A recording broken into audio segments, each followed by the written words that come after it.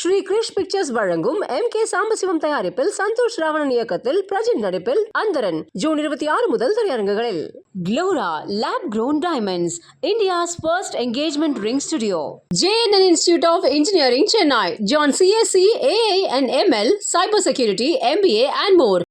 ஐயப்பன் ஒரு அரக்கியை கொல்றதுக்காக சிவபெருமானும் விஷ்ணுவும் சேர்ந்து உருவாக்கப்படுறாங்க. ஸோ அப்படி இருக்கும் பொழுது அந்த ஐயப்பனுக்கு ஒரு காவல் தெய்வம், அந்த ஐயப்பனுக்கு எந்த இடையூறும் இல்லாமல் அவர் அவருடைய காரியத்தை நடத்தணும் அப்படின்றதுக்காக சிவபெருமானால் உருவாக்கப்பட்டவர் தான் கருப்புசாமி.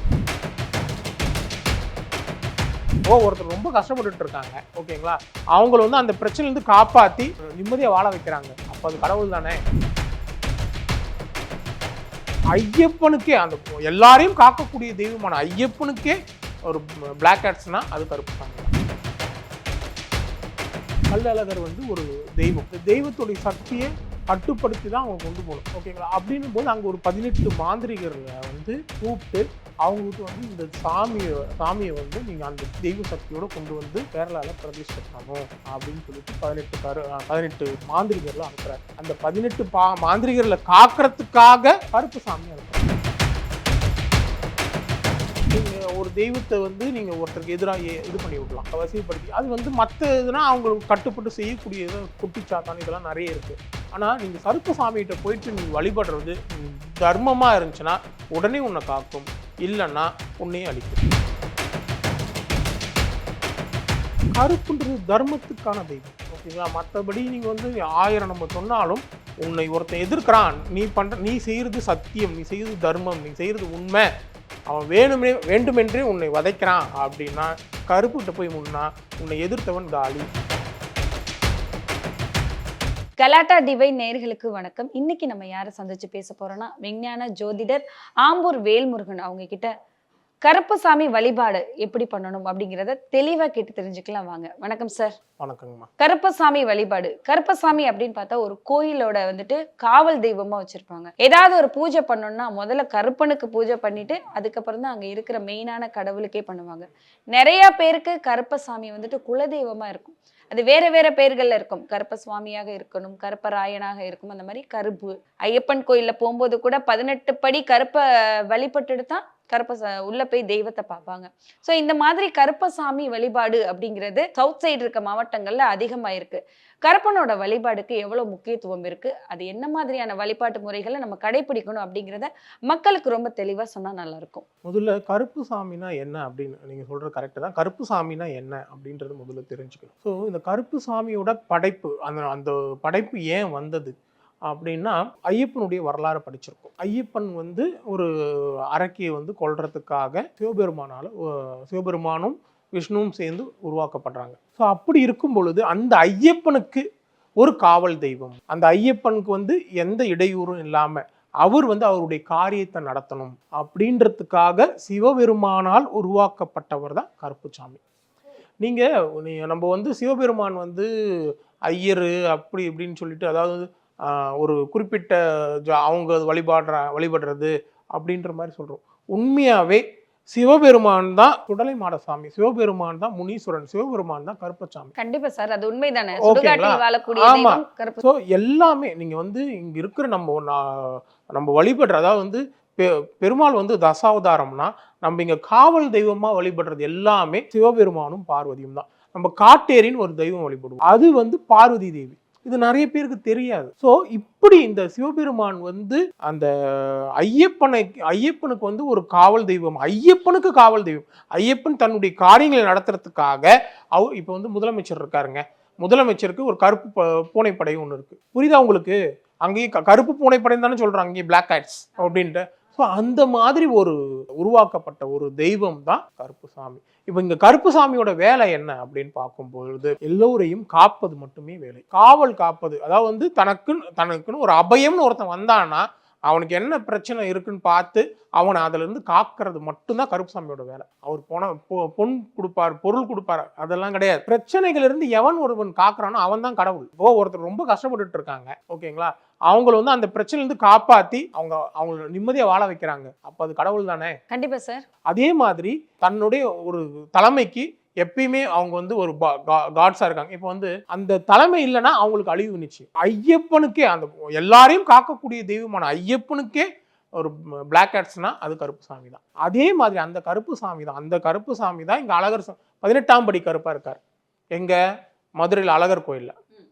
ஓகேங்களா? அப்போ காக்கும் தெய்வம் தான் கருப்பு. இப்ப ஏன் இவர் எப்படி வந்து இங்க வந்தார் அழகர் சாமி கோயிலுக்கு அப்படின்னா, அழகர் சாமியை பார்க்கறதுக்கு ஒரு கேரளால இருந்து அதாவது வந்து உண்மையாவே கருப்புசாமி வந்து தமிழ்நாட்டுல மட்டும் பிரபலம் கிடையாது, கேரளாவிலும் பயங்கர பிரபலம். கேரளாலே கருப்புசாமி கேரளாலையும் கருப்புசாமி வழிபாடு பயங்கரமா இருக்கு. ஓகேங்களா? இப்போ அங்க இருக்கிற ஒரு அரசர் வந்து அழகர் கோயிலுக்கு வர்றார்.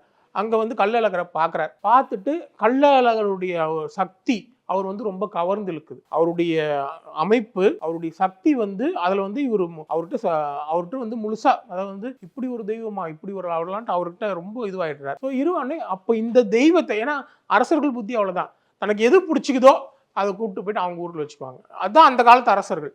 ஸோ அப்போ அவர் என்ன பண்றாரு, இந்த சாமியை வந்து நம்ம இதுக்கு கொண்டு போனா என்ன, நம்மளுடைய கேரளத்துக்கு கொண்டு போனா என்ன அப்படின்னு சொல்லிட்டு அங்கிருந்து கொண்டு போகிறதுக்கான முயற்சிகளை மேற்கொள்ளலாம். அது என்ன மாதிரி முயற்சிகள்? ஒரு கள்ளழகர் வந்து ஒரு தெய்வம். ஓகேங்களா? அப்போ அந்த தெய்வத்துடைய சக்தியை கட்டுப்படுத்தி தான் அவங்க கொண்டு போகணும். அப்போ அதுக்காக என்ன பண்றாரு அப்படின்னா, அங்க அப்போ வந்து பிரபலமா இருக்கிறது, அங்க காவல் தெய்வமாக பிரபலமா இருக்கிறது கருப்புசாமி. ஓகேங்களா? அப்போ அங்க வந்து ஒரு மாந்திரிகத்துல மிகப்பெரிய பெயர் போனதும் கேரளம். ஓகேங்களா? அப்படின்னும் போது அங்க ஒரு 18 மாந்திரிகர்களை வந்து கூப்பிட்டு அவங்ககிட்ட வந்து இந்த சாமியை வந்து நீங்க அந்த தெய்வ சக்தியோட கொண்டு வந்து கேரளால பிரதிஷ்டை பண்ணணும் அப்படின்னு சொல்லிட்டு 18 மாந்திரிகர்ல அனுப்புறாரு. அந்த 18 மாந்திரிகர்ல காக்கிறதுக்காக கருப்புசாமி அனுப்புறாரு. ஓகேங்களா? அப்போ அவங்க கள்ளழகருக்கு பார்க்கறதுக்கு வராங்க. இவர் கருப்புசாமிக்கு காவல் தெய்வம் தானே, அங்க கோயிலுக்குள்ள என்ன நடக்குன்னு அவருக்கு அதை பத்தி கவலை கிடையாது. பட் அவர் வந்து இவருக்கு இப்போ இட்ட பணி, இவருக்கு என்ன பணின்னா அந்த அதை வந்து மாந்திரிக வசியப்படுத்தி கொண்டு வராங்க. இங்க வந்து அவர் அங்க 18 மாந்திரிகர்ல இவங்க அங்க காக்கணும், அது மட்டும்தான். அப்போ வந்து இவர் வெளியே அந்த கள்ளழகர் கோயிலுக்கு வெளியவே இருக்காரு, காவல் காக்குறாரு. இவங்க வந்து 18 மாந்திரிகர் உள்ள போயிட்டு அந்த அழகரை வந்து வசியப்படுத்துறாங்க. இந்த அழகரை வசியப்படுத்துறத அந்த அழகர் கோயிலுக்கான பூசாரிக்கு கனவுல வந்து அழகர் சொல்றார், இந்த மாதிரி ஒரு விஷயம் நடக்குது அப்படின்னு சொல்லிட்டு. அப்போ சொல்லும் போது இவங்க ஒரு நாள் வந்து அதை வந்து இரவு நேரத்துல, பகல்ல மட்டும்தான் பூஜை, இரவு நேரத்துல மூடி வைப்பாங்க. இரவு நேரத்துல இந்த 18 மாந்திரிகள் வந்து மறைந்து இருந்து அந்த பூஜை பண்றத, அவர் வசியப்படுத்துறதுக்கான பூஜைகளை பண்றத இவர் கனவுல வந்து சொன்னோடனே இவங்க வந்து அந்த கோயில் பூஜாரி வந்து அதை இரவு நேரத்துல போயிட்டு அவங்க நடக்கிறத ஓபன் பண்ணி மக்களை கூப்பிடுறாரு. மக்களெல்லாம் போயிட்டு சேர்ந்து அந்த 18 மாந்திரிகர்களை அடிச்சு கொள்றாங்க. இது வந்து கருப்பசாமி அவர்களுக்கு வந்து தெரிய வருது. அப்போ தெரிய வந்தோடனே இந்த கருப்பசாமி என்ன பண்றாரு அப்படின்னா, அதாவது வந்து கருப்புசாமின்றது வந்து நீங்க ஏவி விட்டவன் அவன் அரசன் சொன்னா அந்த சொன்னான்ட்டு வந்திருந்தாலும் இங்க நடக்கிற விஷயம் வந்து தவறான விஷயம், தர்மத்துக்கு எதிரானது, இது அதர்மம். அப்போ அவர் என்ன பண்றாருன்னா அந்த கருப்புசாமி கள்ளழகரை சரணடைஞ்சிடுறாரு. ஸோ இப்போ இந்த 18 மாந்திரிகள் வந்தாங்க இல்லையா, அவங்களை எல்லாம் கொன்னுட்டு மக்கள் சேர்ந்து கொன்னுடுறாங்க.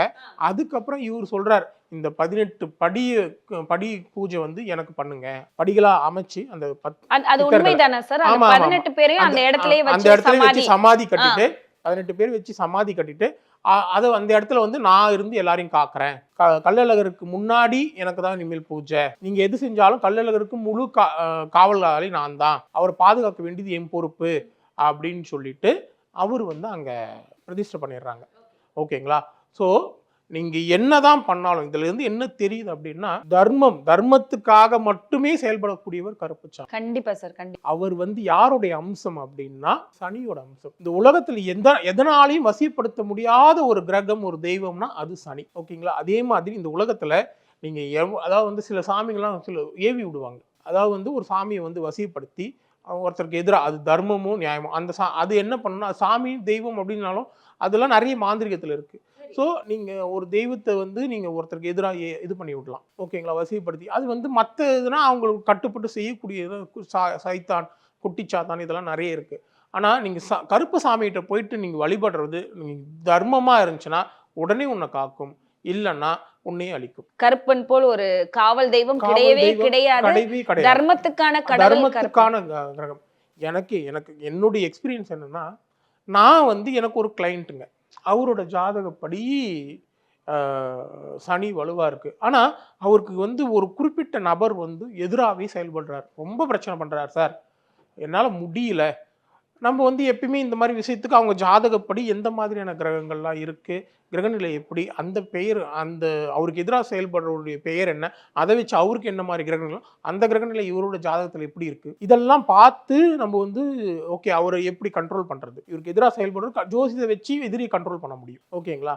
அப்போது நம்ம மற்ற தெய்வங்களையும் சொல்லுவோம். ஆனால் கருப்புசாமி என்ன பண்ணாருன்னு பாருங்க. நான் போயிட்டு சரிங்க, நீங்கள் உங்கள் ஜாதகப்படி நீங்கள் கருப்புசாமி கும்பிட்டீங்கன்னா அவருடைய உங்களுக்கு எதிரான இருக்கிறவங்களுக்கு விட்டு விலகிடுவார் அப்படின்னு சொல்றேன். இது வந்து ஜோதிடத்தில் பண்ண முடியும். மற்ற தெய்வங்களும் சொல்லுவோம், இந்த தெய்வம் வேண்டாங்க, இந்த தெய்வம் வழிபடுங்க. கருப்புசாமியோட தன்மை எப்படி இருக்குன்னா, இவரை போய் நான் சொல்லிட்டு நீங்கள் போய் அவருக்கு பூஜை பண்ணுங்க. கருப்புசாமிக்கு ஒரு குறிப்பிட்ட நாளில் போயிட்டு இது நம்ம சொல்கிற அந்த ஒன்று இதெல்லாம் சில பொருட்கள்லாம் சொல்லுவோம், இந்த மாதிரி பொருட்கள்லாம் வச்சு இந்த மாதிரி வேணால் இந்த மாதிரி மந்திரங்கள் எல்லாம் சொல்லி நீங்கள் அவரை வழிபடுங்க, சரியாயிரும்னு. நான் அந்த மாதிரி அவர்கிட்ட சொல்லி அவரை போயிட்டு வழிபட சொல்லி 28வது நாள் அவருக்கு எதிராக இருந்தவன் ஆக்சிடென்ட் சேர்த்து போயிட்டான். அப்போனா அவ்வளோ இம்சை கொடுத்துருக்கான் அந்த ஆளுக்கு. புரியுதா இல்லைங்களா? ஸோ அதனால வந்து கருப்புன்றது தர்மத்துக்கான தெய்வம். ஓகேங்களா? மற்றபடி நீங்கள் வந்து 1000 நம்ம சொன்னாலும் உன்னை ஒருத்தன் எதிர்க்கிறான், நீ செய்கிறது சத்தியம், நீ செய்கிறது தர்மம், நீ செய்கிறது உண்மை, அவன் வேண்டுமென்றே உன்னை வதைக்கிறான் அப்படின்னா கருப்புகிட்ட போய் முன்னா உன்னை எதிர்த்தவன் காலி. சிறப்பு சார். ஓகேங்களா? அந்த மாதிரி ஒரு அற்புதமான தெய்வம். கருப்பை நம்பினோர் கைவிடப்படார். எதிரியை அழிக்கக்கூடிய ஒரே தெய்வம் கருப்பு, தர்மத்துக்கான தெய்வம் கருப்பசுவாமி அப்படின்னு சொல்லியிருக்கீங்க. தொடர்ந்து பேசுவோம். நன்றி. நன்றிங்க. ஸ்ரீ கிருஷ் பிக்சர்ஸ் வழங்கும் MK சாம்பசிவம் தயாரிப்பில் சந்தோஷ் ராவணன் இயக்கத்தில் பிரஜின் நடிப்பில் அந்தரன் ஜூன் 26 முதல் திரையரங்குகளில்.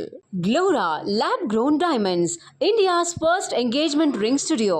JNN Institute of Engineering, Chennai. John CSC, AA and ML, Cybersecurity, MBA and more.